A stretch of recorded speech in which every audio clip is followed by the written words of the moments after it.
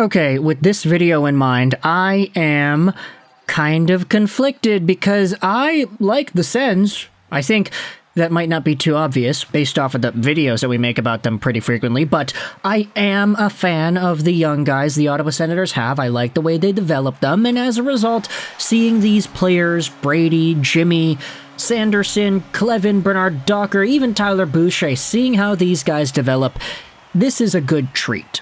They have some pretty good names, but when it comes to this name right here, we've already made a video about him. We talked about the idea of him getting traded to the Boston Bruins because at the time of recording this audio, Shane Pinto is still unsigned. Now, we did the entire song and dance in the last video, but just in case you needed the scoop, Pinto is 22 years old, 6'2", 192 right-handed center, drafted by the team 32nd overall 2019 draft. He is coming off a year where he had 20 goals and 35 points in 82 games played. He bounced back from injuries, which slowed him down in 21-22, and had a very solid first NHL year. As a 22-year-old, he needs a contract, and he can't play until that gets done.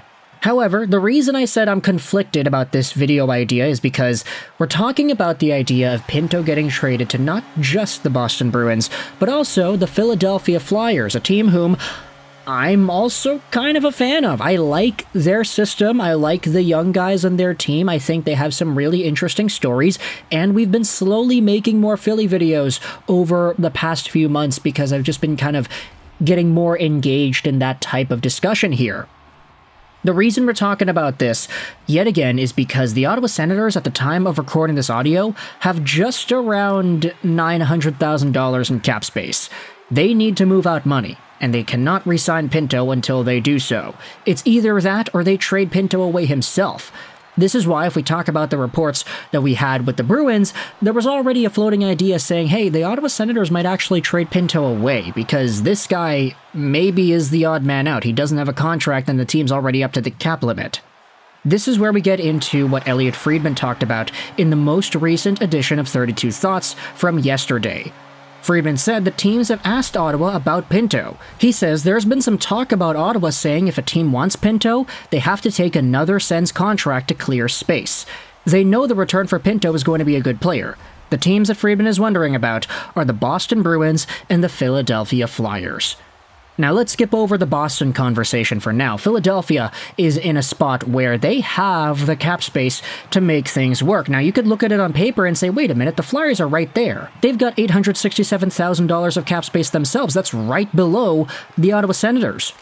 But the difference here is the Flyers have LTIR space at their disposal.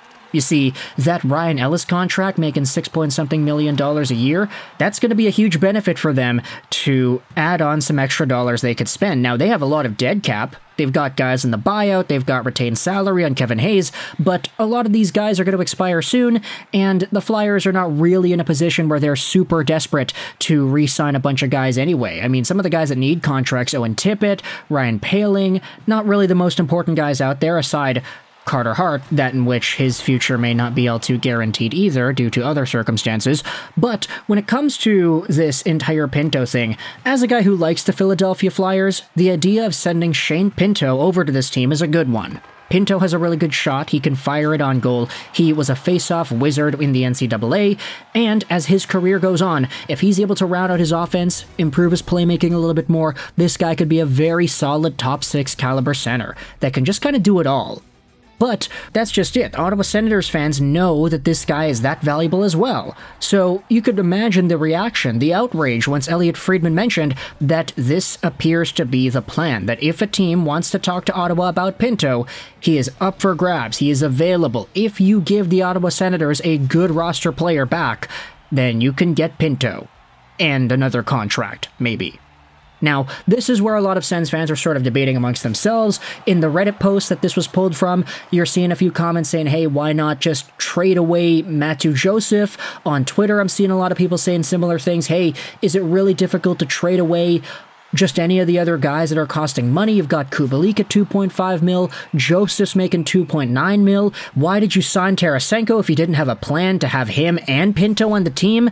If everything that Friedman said goes down, if Pinto and some other player are traded away for another good player, then you kind of chose Tarasenko and the other guy you received over Pinto and the salary cap dump. And considering the long-term ramifications of what Shane Pinto could become, did you really want to put that much stock into Tarasenko? I know Tarasenko's a good player, but he's 31 years old. Shane Pinto's got 9 years on the guy in terms of development. So there's a lot of reason to want to prioritize Pinto. It's just, why are teams not making the trade? The Ottawa Senators are in a position where everybody kind of knows they're in this position. It's been reported multiple times now. We've had articles published left, right, and center. Hey, the Sens are trying to trade away Pinto. They're trying to re-sign Pinto. So why is an NHL team going to go out there and say, okay, we'll take your Mathieu Joseph for a second-round pick or something. We'll take your proposal of Mathieu Joseph and a third for a second. We'll downgrade a little bit to help you guys out. There is no reason for any NHL team to look at the Sens and say, yeah, we'll help you. We'll do you a solid, because this team is handcuffed. And I know I said all those good things about Kubalik in the last video, but if he's the guy that has to get out to make room for Pinto, I feel like the Sens got to do it. We've been talking this entire time about Joseph. That guy is not going to provide the same value that a Shane Pinto could provide. Even if you just think about Pinto from last year, 20 goals, 15 assists, a guy who was improving year by year in college and showcasing his versatility, his defensive responsibility, and his face-off winning ability. There's a really good versatile player here. It's just, if the Sens are so willing to trade it away and prioritize the Josephs or the Kubaliks or all these other players on their team that are accruing cap space that isn't really worth it. I mean, Travis Hamonic is still on this team. 1.1 mil. I know he's got a no-move clause, but still. Now you brought in Josh Bailey. That guy's probably good enough to get an NHL job, and if he does, how much is he going to sign for? Like, there are so many aspects of this situation in Ottawa that are kind of mind-boggling to me, that I kind of think, like, how did it even get here? How do you get to this position where Pinto is not able to be re-signed? Now, I will say, just in case the Sens are able to get a contract done, they find themselves the opportunity to give him some money that he needs and trade away somebody else, then okay, that is exactly what we're looking for. And to help us out, we're going over on a Bruce Garriock. He published an article from 2 days ago, September 14th. Ottawa Senators GM Pierre Dorion is confident that fans will be happy. If you scroll down in this piece, by the way, a link in the description if you want to read more about this yourself, Dorion noted during his answer about the core being in place that he still has one player left to sign, and that's Shane Pinto. Both sides want to get a deal in place before the club's golf tournament is held Tuesday at the Loch March Golf and Country Club. Dorion said those discussions are continuing because nobody wants to see Pinto absent, and because he'll play a key role this year. The two sides still have a gap to bridge to make a deal happen, plus the Sens need to get a contract off the books to make room for Pinto under the salary cap. We're working on Pinto hard, Dorion said with a smile. We'll like to see him next week when we open camp. And so, there are still some optimistic comments here from the Senators GM, which is good. But Tuesday is coming up quickly, man. We'll have to see something get done sooner rather than later. And hopefully, this video comes out and then the Pinto stuff happens, so I don't have to re-record this video and remove it. But for now, what is the move here? Do you force a trade away with some of the other forwards with a sweetener attached? You say Joseph and a second, Joseph and a third. Just try to beg some NHL team to get that contract off your books, or do you trade Pinto away to a team like the Philadelphia Flyers, where he'll be able to prosper alongside of guys like Matvei Michkov and Tyson Forster and Cutter Gauthier down the line?